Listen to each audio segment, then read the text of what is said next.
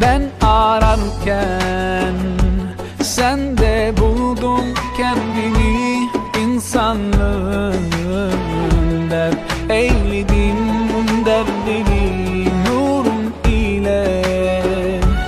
Aydınlıktır her yanın, uğruna olsun feda bu canım canım.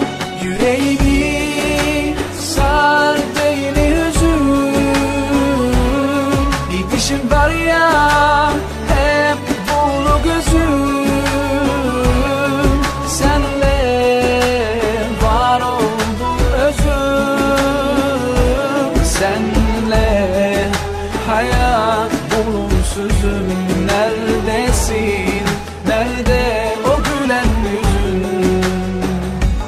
Dünya fani, her şey bomboş ve yalan. Nefsim der ki sefanı sür, o yalan bitsin rüyan. Artık uykundan uyan, feryadımı yok mu duyan, gel uyan. Yüreğimi sardı yine hüzün, bir dişim var ya hep dolu gözüm.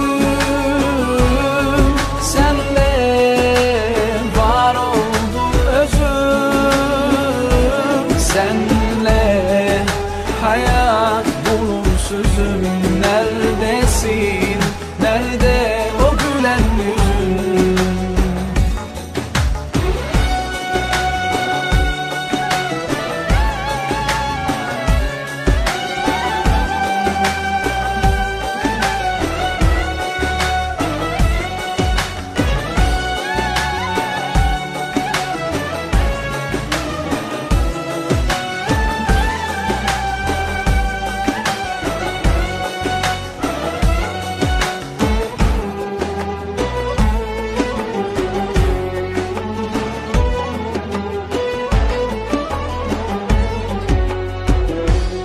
Gel yetiş